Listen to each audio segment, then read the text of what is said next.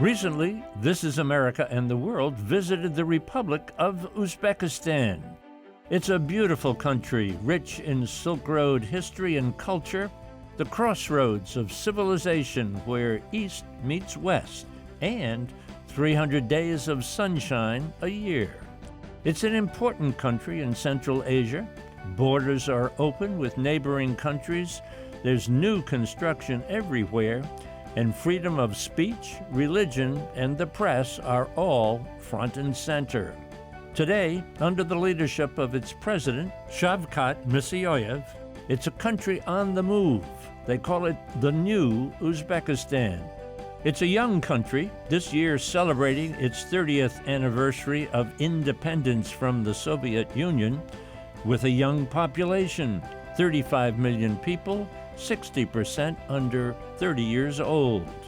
The people of Uzbekistan are friendly and welcoming, and their gesture of hello, goodbye, with the hand over the heart, says it all.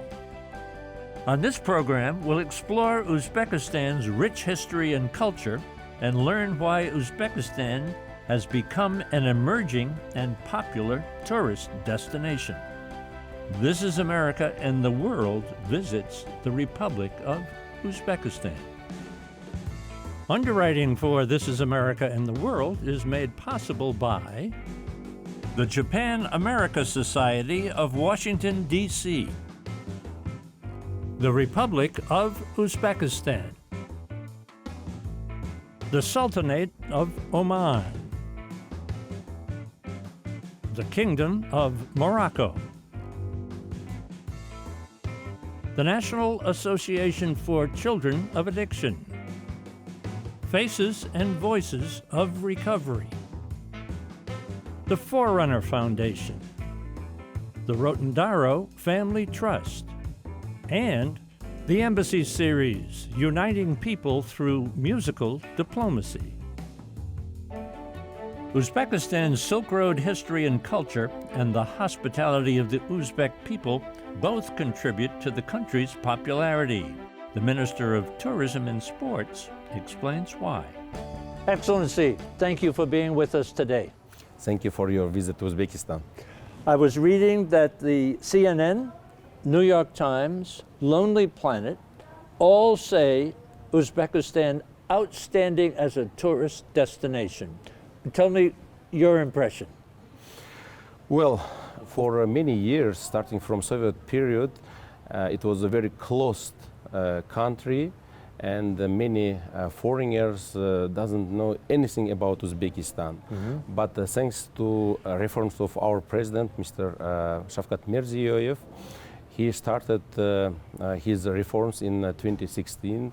He started to open up our country to the world. As a tourist destination? Yes, as a tourist destination. You know, in Uzbekistan, it was like a crossroad of the civilizations, cultures, languages, and many other things for the many centuries. And now we can say hospitality in DNA of our people, in DNA of Uzbek people. Let's turn the clock back, say 5 or 10 years ago. How many tourists would come to Uzbekistan? In 2016, Uzbekistan visited only 1.3 million visitors.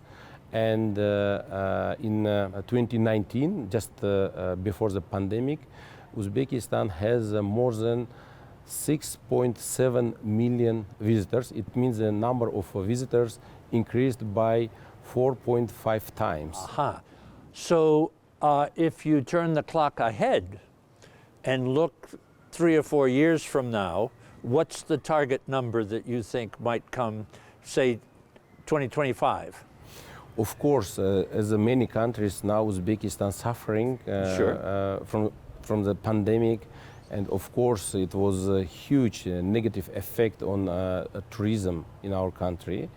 But of course, we're now trying to find new approaches and new ways to attract the tourists. In the future, we hope that the number of visitors to Uzbekistan will reach at least 10 million per year. When people think of tourism, they think of sites and they think of culture and history, but also here in this country, there's a natural beauty, isn't there? Just, it's a beautiful country, huh?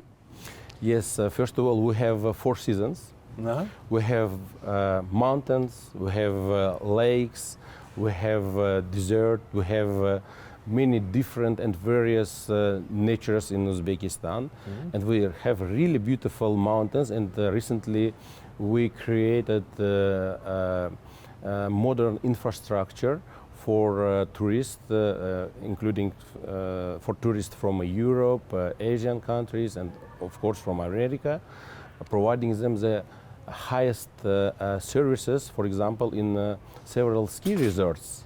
Mm. Many new hotels going up to serve the tourists, huh? Now we have more than 860 new projects which belong to local and foreign investors. There are the new hotels, new thematic parks, new malls, new touristic resorts, so many interesting things. And also, according to many international ratings, Uzbekistan included to top 5 most safest countries in the world. So Uzbekistan really safe country with a rich cultural heritage. And if you say, what is the main characteristic of Uzbek people? We are people with bright faces. So we are people with hospitality in DNA. Welcome to Uzbekistan. We're always waiting you, and we will just happy to demonstrate our culture, our hospitality, our gastronomy, and you will never forget your experience in Uzbekistan.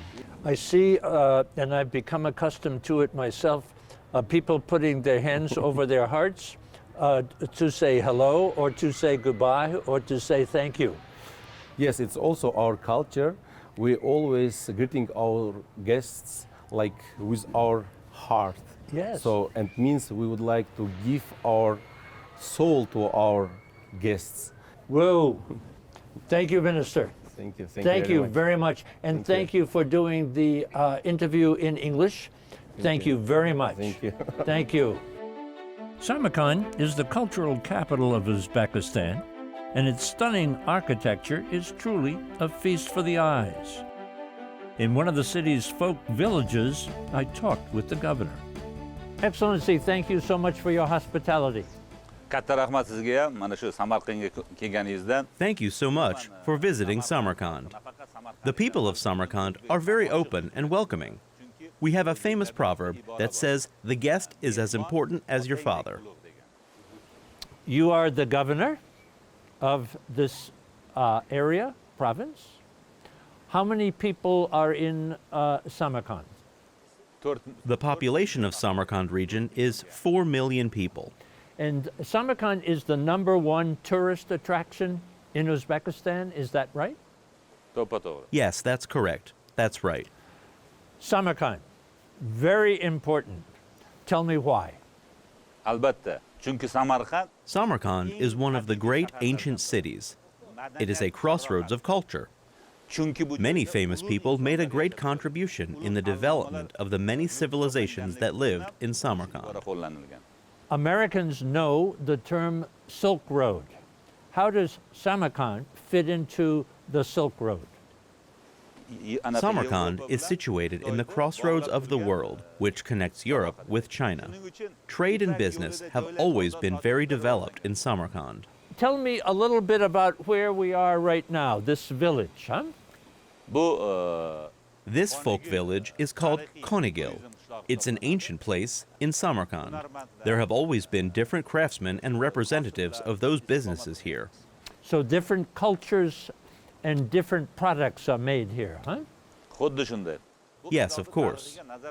You will notice there are 2 rivers here. Uh-huh. Using this water, people at the time and even now produce different breads and famous Samarkand paper. These traditions have been preserved and still continue today. If you were a tour guide, are there some sites that we should see? Samarkand has many historic attractions. First of all, I would like to mention Registan Square. It is the center of Samarkand's culture. And I think that it's important to visit the mausoleum of Amir Timur. How about the tomb of Daniel? The tomb of Saint Daniel is also famous. Samarkand is not only on the crossroads of culture and trade, but it is also the crossroads of religions and attracts many tourists representing those religions. Christianity, Judaism, Islam. So if you were to tell the people of America to come to Samarkand as a tourist, and you talking to that camera, you do like a commercial, a 30-second commercial, and sell Samarkand to the people in America. So, dear Americans, the citizens of Samarkand love you. Do not hesitate to plan a visit to Samarkand. You will not be disappointed. You will be very happy. Samarkand welcomes you. thank you. Thank you, Excellency. Thank you. Excellent. After my conversation with the governor, I was treated to a tour of some of the most important cultural and historic sites in the ancient capital of Samarkand. Our first stop was the tomb of the prophet Daniel, who's held in the highest regard by Judaism, Islam, and Christianity. Belief is that the partial remains of Saint Daniel rest in this huge casket, created specifically to prevent the theft of his honored remains. We then stopped by a new museum dedicated to art, telling the history of Uzbekistan on our way to Registan Square. The square is the cultural center of Samarkand, and its architecture is absolutely breathtaking. It's a gathering place for both tourists and locals, and of course, taking pictures, looking at beautiful arts and crafts, and buying souvenirs are all part of the fun. We ended our tour at the mausoleum of Amir Timur. Some people call him Tamerlane, and the mausoleum is dedicated to him and members of his family. It's absolutely difficult to grasp the vast extent of his empire, with Samarkand as its capital. So this is the empire, huh? Exactly. And this is where we are now, Samarkand. Samarkand, the capital. Capital. And this is Timur's empire. Empire. Huh? So let's start over here. So such modern countries as India, Pakistan, Afghanistan, Iran, Iraq, Syria, part of Egypt, which is in Africa, the whole Caucasus, Georgia, Armenia, modern Azerbaijan, the entire Central Asia, Turkey were included into that huge and rich empire. Whoa. History, culture, and wonderful people, all here in Samarkand. The young population of Uzbekistan is a presidential priority that focuses on education, job training, and participation in the government. I talked with the director of the Agency for Youth Affairs. Tell me about the Youth Agency. Youth Agency is a youth state policy organization in Uzbekistan. For the last 25 years in Uzbekistan, we have had youth organizations in the form of NGOs, non-governmental organizations. But we didn't have back then a big data on youth matters and issues and their problems. For the most part, the main responsibility and the role of those organizations, NGOs, were to learn the needs and wishes of young people and let the government know. But when it came to execution, the execution didn't work out. And the need for a governmental agency was then created. How does that work? In regions, in Uzbekistan, we have 206 regions and 14 provinces. In these regions, we have mayors, like governors of these regions. And the main responsibility president sets in front of this government is to communicate with young people. It's a dialogue. When you dialogue with them, you learn their needs, problems, wishes. And the whole system is built on the needs and analysis of young people. You say needs, problems, wishes of young people. Absolutely. What are they? They wish to be employed. And some of them want to be employed in the field that they got education. And some of them wish to learn new skills. That's why we are focusing on employment in the first place. Second, young people are mostly asking for their, say, entrepreneurial activities. They're asking for us to help them with business loans, to help them to accelerate their small businesses, because we believe that small business champions in Uzbekistan. If we support and empower young people to launch their businesses, Uzbekistan's economy in parallel with young people's entrepreneurial activities will go up. And the third that we're paying attention to among young people is that there's social problems. Most young people for many years have not been able to communicate with the government because of their social problems. For example, young people with disabilities, they would like to be part of this whole inclusive community, and they ask for inclusivity. And the only way we can do it, making sure that they communicate with governors of the regions.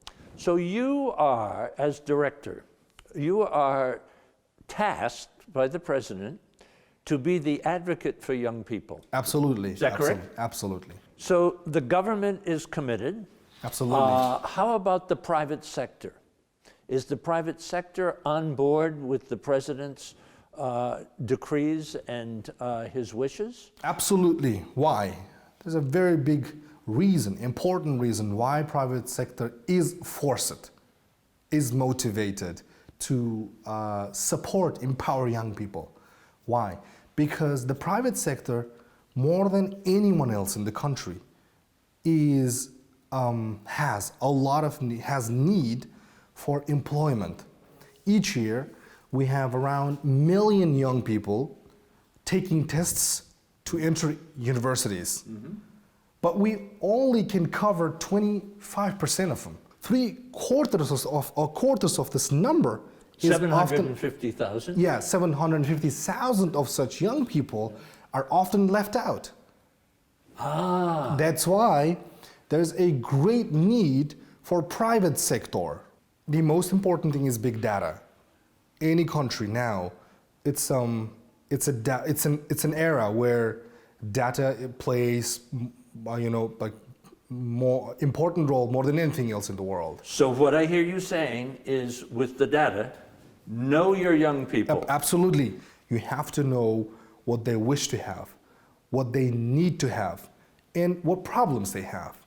And according to these problems, the state policy should be run. If you have someone, an advocate, who would like to listen to them and who's committed and whose responsibility is to listen to these young people and set a communication, a clear communication between a government and young people, it's a great tool. It's an important tool. That's why in Uzbekistan, I think we have prioritized this important bridge between a government and young people. Director, thank you for the conversation. Webster University is making a major American contribution to Uzbekistan's world of higher education. I spoke with the school's academic director. It's just wonderful to have such an American presence here in Uzbekistan. How did you end up here? We're very fortunate. Our president, Dr. Schuster, has been trying to get a campus of Webster in Central Asia for the last 7-8 years. And then when there's a change of government, he managed to swing things around, and with the assistance of the ambassador in the US, we were able to start Webster. For the folks back home who might not know Webster at home, yes, tell us a little bit about the university and maybe its focus and some well-known people that we can relate to. Sure. Webster is an old university. It started off as a girls' school it's 105 years ago. It was built from a school, and then it turned into a college, and then it turned into a university in Missouri, in the heart of Missouri, and it's catering to underprivileged people to a large extent. Of course, it expanded. Then it moved to, we have 62 campuses around the world. Whoa. Most of them are in America, in the US. But we have our main campus is in St. Louis, Missouri. We've got a couple of offshoots in St. Louis. We've got some military presences as well. Webster is very strong in military. In fact, one of our famous people is the new Chief of Staff. He actually got his master's degree from Webster University. Whoa. Here in Tashkent? Yes. So this campus, city campus, how many students would be coming here? Well, we started off, when we partnered with the ministry, and so plans were made that we would get 450 students within 3 or 4 years. We are looking forward this year, by the end of this year, in September, start of fall, we'll have 2,000 students. Wow. What is the attraction of Webster to the students of Uzbekistan? I think just about every student wants to go to America. Yes. They want to see what's happening in the world, in America, also in the Western countries. They see that as, they see television, they watch television, they watch world news and everything else, and they see that there's a big world out there, and they want to have a part of it. And you know, the point about this is that we feel, being here, we can offer an antidote for the brain drain. Because at the moment, what's happening up until very recently, somebody wants to do a master's degree, they have to go overseas. They have to give up work for a year or so. Whereas they can do their master's degree here. We have an MBA program, we have a teaching program, and as far as the undergrads are concerned, they can remain within their comfort zone. Mum and dad are there, the extended family is there to support them. This is a low income country. You know, the average salary per month is about $300. That's average per capita. Of course, there are many more who are above that level. So we offer an American experience. It's more like I'm the grandfather of the university, and I try to know each and every one of our students. We have a team from the States who are in our management team. We've got a lady called Maggie Dankert, who's worked with Webster for 8 years or so.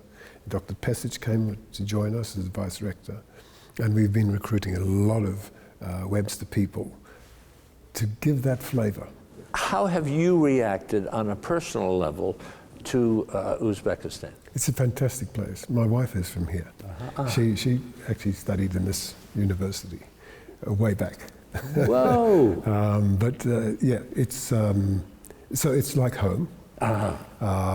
We love being here. The students are probably, you know, we get people from all over the world come here as faculty, and they love it. They want to stay. We've got one person who said, "Look, I'm here for the next 5 years. I love the place." Uzbekistan is friendly. Yes. It is above board. The students are probably the best in the world.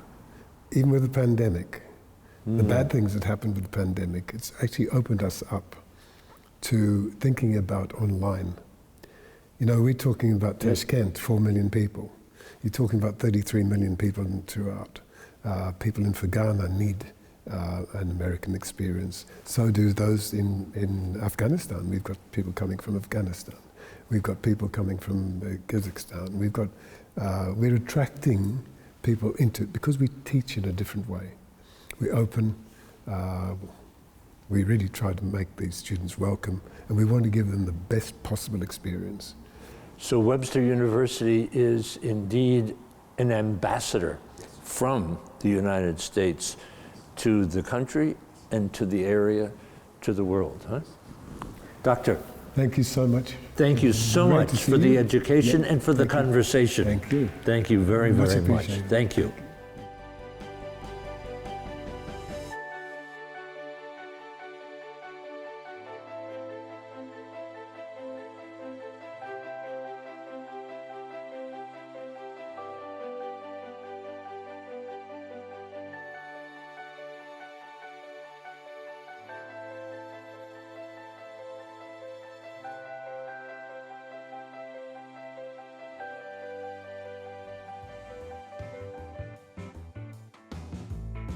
Hotel accommodations provided by the Hilton, Tashkent City.